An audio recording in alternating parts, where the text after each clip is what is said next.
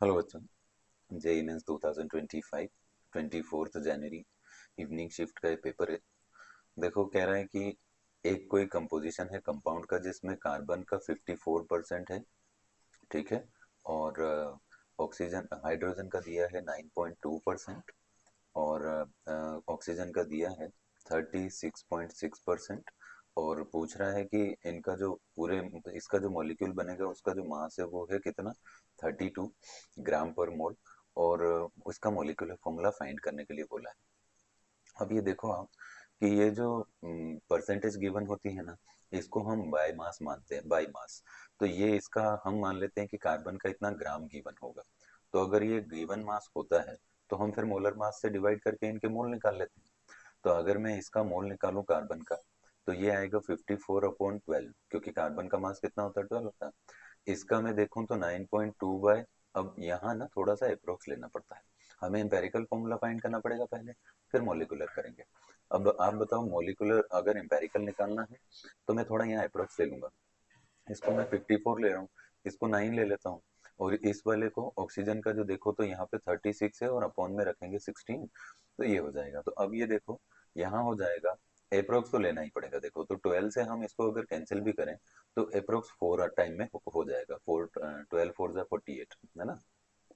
अब आते हैं, ये तो 9.2 की जगह 9 हम ले रहे हैं, बाकी 1 से डिवाइड करने पे कोई डिफरेंस आएगा नहीं कैलकुलेशन में।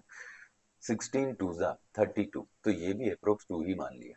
अब हम क्या करते हैं, जब भी ऐसा होता है कि कोई एक इनको जब हम करते हैं तो छोटी नंबर जो आती है उससे सारे लोग इनको जो नंबर आती है उनको डिवाइड कर देते हैं। तो अब देखो सबसे छोटी नंबर कौन है, 2 है, तो 2 से 2 को करेंगे तो 1, इसको करेंगे तो 4.5। पर पॉइंट ये है कि अभी इनको हम नियर बाय ही कंसिडर करें तो इसको 4 ही ले लो। तो ये हो गया 4, और इसको 2 से करेंगे तो ये आ जाएगा 2। यानी यहाँ हमारा जो एम्पेरिकल फॉर्मूला बनता है ना, वो होल नंबर में होना चाहिए, फ्रैक्शन में नहीं होता है। और इसका जो आएगा, अब कार्बन कितना आ गया देखो 2, और हाइड्रोजन कितना आ गया 4, और ऑक्सीजन कितना आ गया 1।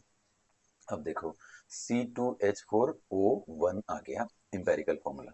हमें चाहिए क्या, मॉलिक्यूलर फॉर्मूला। अब मॉलिक्यूलर फॉर्मूला का जो फॉर्मूला होता है वो क्या है, रिलेशन होता है वो क्या है, वो होता है एम्पेरिकल फॉर्मूला इनटू एन।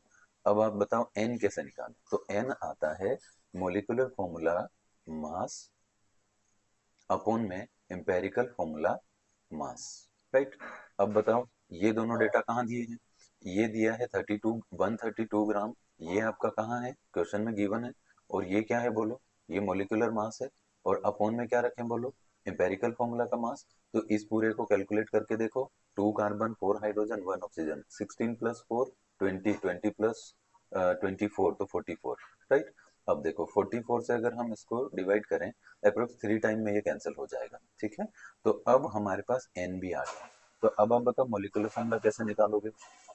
तो मॉलिक्यूलर फॉर्मूला निकालने के लिए एम्पेरिकल का वैल्यू रखो जो है लिखा है फॉर्मूला, और इनटू कर दो एन से, और एन आ गया 3।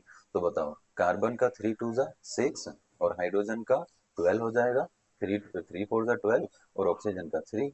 यही हमारा आंसर है। अब देखो ये कहाँ दिया है, थर्ड ऑप्शन में। Thank you.